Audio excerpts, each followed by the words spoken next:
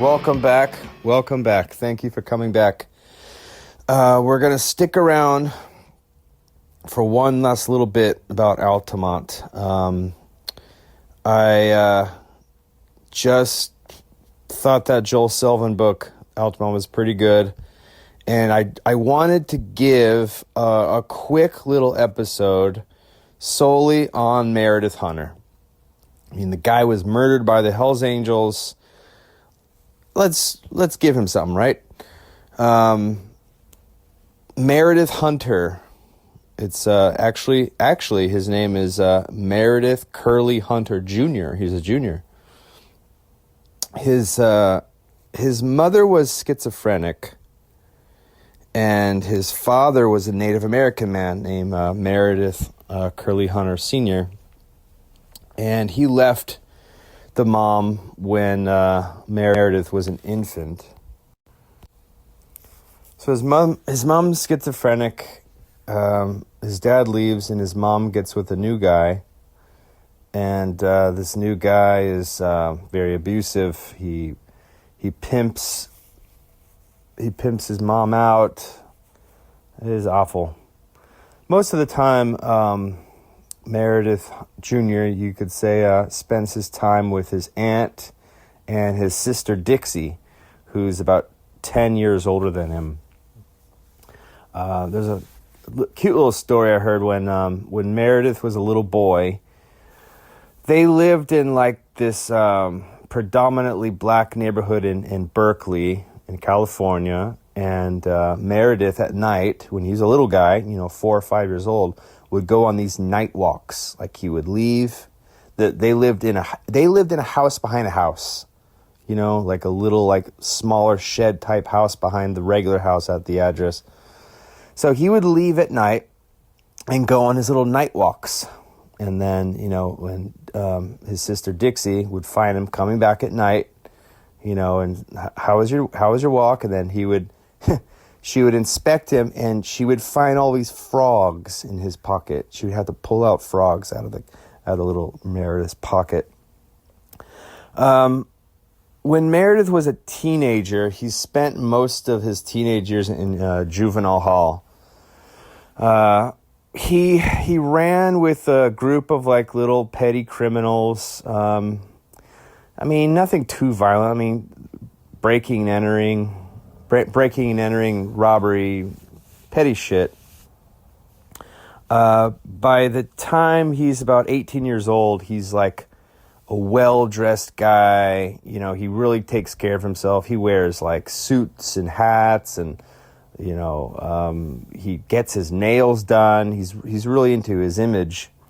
He still runs with kind of like a shitty little group of petty criminals, but it's said that he was well liked. They're like, yeah, we know that guy. He fucks around with these dipshits doing little crimes and shit, but he's a good guy. He has a girlfriend. When he's 18 years old, he has a 17-year-old girlfriend named Patty Bredhoft.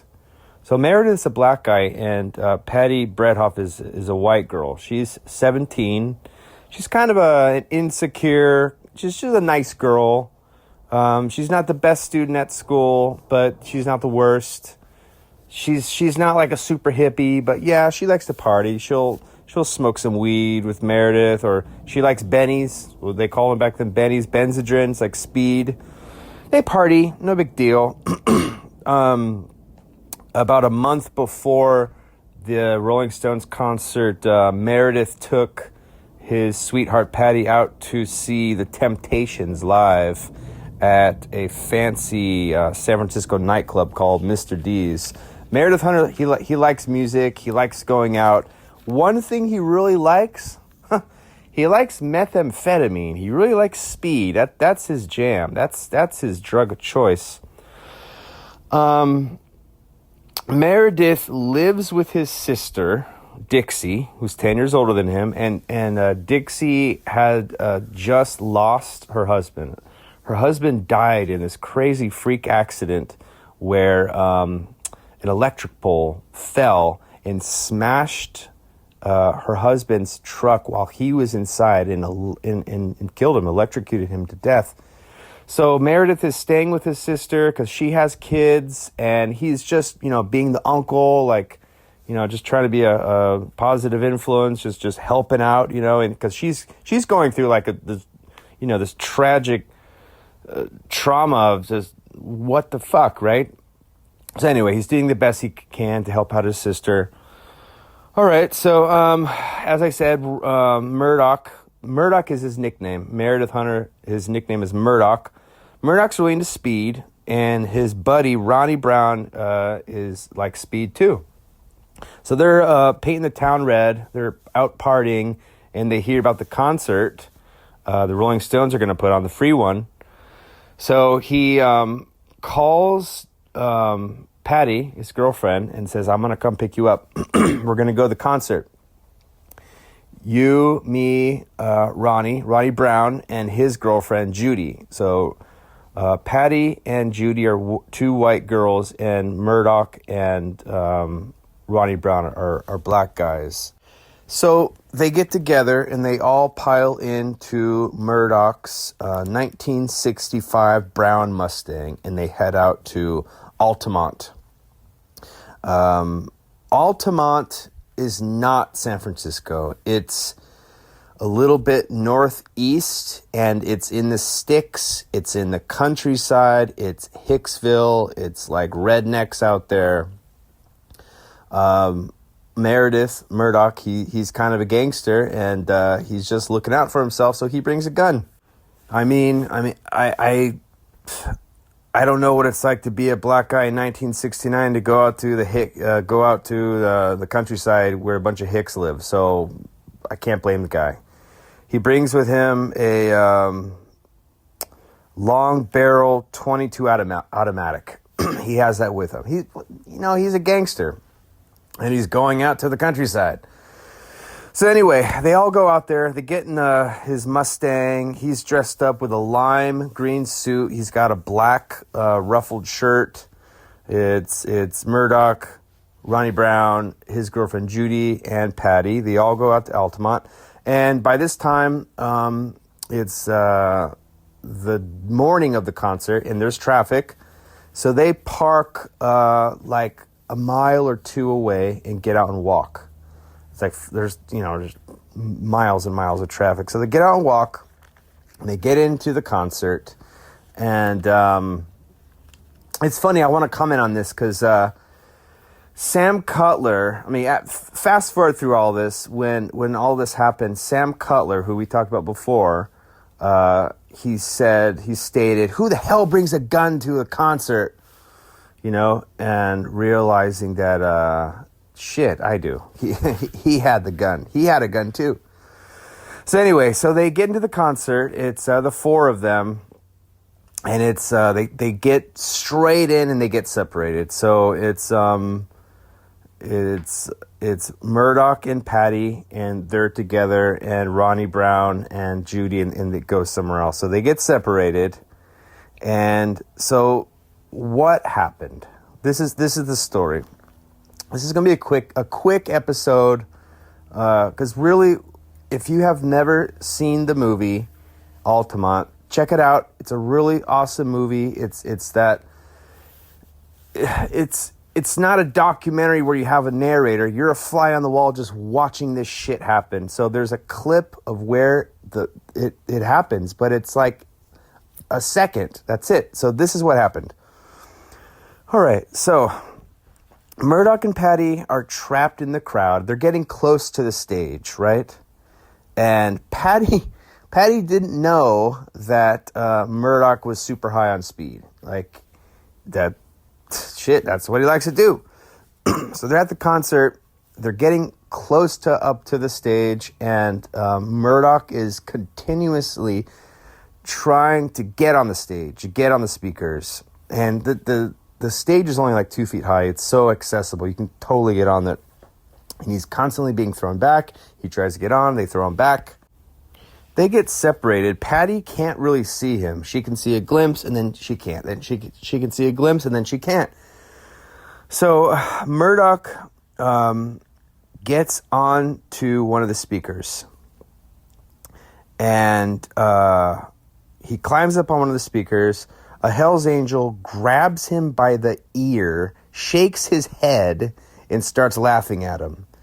And Murdoch kind of shakes free and gives the guy a stare, like, what the fuck, right? So the Hell's Angel punches him in the face, and Murdoch falls backward into the ground and he tries to sort of scramble away to get out of the situation. Right when 4 or 5 angels, they just pounce on the guy. But Murdoch still manages to get free. He gets up. He's running through the crowd, stumbling. He's out of breath. At that moment, he pulls out the gun from his waistband. A Hell's Angel named Al Pissarro, he sees the gun. This guy, Al Pissarro, he reaches for a knife out of his boot. He pulls a knife out of his boot, and he reaches to grab Murdoch by his hand, and they both kind of twist. And at that moment, Pissarro, he thrusts the knife right into Murdoch's neck behind his right ear. They both fall to the ground together. Bam. Pissarro, the Hell's Angel, continues stabbing Murdoch in the back. Another Hell's Angel, pulls a gun out of Murdoch's hand. Murdoch gets up. He kind of staggers and then falls to his knees. Another Hell's Angel grabs Murdoch by his shoulders and kicks him in the head, making him fall face first into the ground. Murdoch turns over on his back and yells out, "I wasn't going to shoot you." The Hell's Angel responds, "Well, why did you have a gun?" So he is then beaten with a garbage can. He's beaten with a cardboard box that's in like a metal frame. And then he's kicked in the head several times. A bunch of Hell's Angels are stomping him into the dirt. And then they walk off. Patty, who finally gets over to what the hell's going on, and she's like screaming, "Please, like, don't touch him. Don't hurt him." And they just tell her, don't cry for him. He's not even worth it. Like, these are the quotes. So, at this moment, I said before in the Sam Cutler episode where they're trying to take his body to the stage, where there's a medic behind the stage, and the band, the Rolling Stones, see his body. They see his bloody body on the stage. The Hells Angels kick his body back into the audience. At that moment, there is a doctor. His name is Paul Cox, and he is able to get Meredith on a stretcher, and they get him into the back of a station wagon, and it's driven to one of the medical tents. So he has a very weak pulse. The guy obviously needs surgery. He needs to get to a damn hospital. And so the best way to get it would be the helicopter transport. That would be the best way to get this guy there, right? The helicopter pilot is not going to leave without any authorization. He's like, "Nope, I'm staying put." So this guy, Cox, and these other guys are trying to help, just trying to find someone to get authorization to get this fucking asshole to take him in the helicopter, but they can't. So they got nothing else to do. What are they going to do? They call an ambulance. And Murdoch dies while they're waiting for an ambulance. So during this whole time, during the beating, during looking for the helicopter, doing all this shit, the Stones are in the background playing. That's like the soundtrack, right? So the body was moved to the office of the Altamont office. And this part really bothered me. I don't know why. It just is so disturbing. The Paul Cox doctor just he wanted to clean off his body he's a doctor. That's what you got to do, right? So he cleans off all the blood off his body. There's no water there. He has to use hot coffee to pour on the body to get all the blood off. So after a lot of investigation, they have footage of this shit, right? This guy Pissarro, the guy who took the knife out of the boot, he's arrested. He's arrested for the murder. He's arrested for the murder of Meredith Hunter, but he gets off. So there's a trial and everything, and so as I said before, if you have never seen this, check the movie out. Because the last thing you're gonna think of if you watch like a concert movie is there's like someone getting stabbed to death. But I mean, I'm not saying watch the movie to watch someone get stabbed to death. It's a very interesting film. Very interesting film. So at the reading at the court, they heard not guilty, right? Pissarro, when his hands are his hands are on his face, like waiting for it. Not guilty. He looks up. He goes, "Woo!" He actually says this to a bailiff. Like, people heard him say this. He says, "I didn't think I had a chance." The jury saw that clip of the film, and they basically kind of ruled it knife versus gun. Self-defense. Innocent. That's it. That's all I got. It's sad. In that book, the Altamont, there's a picture of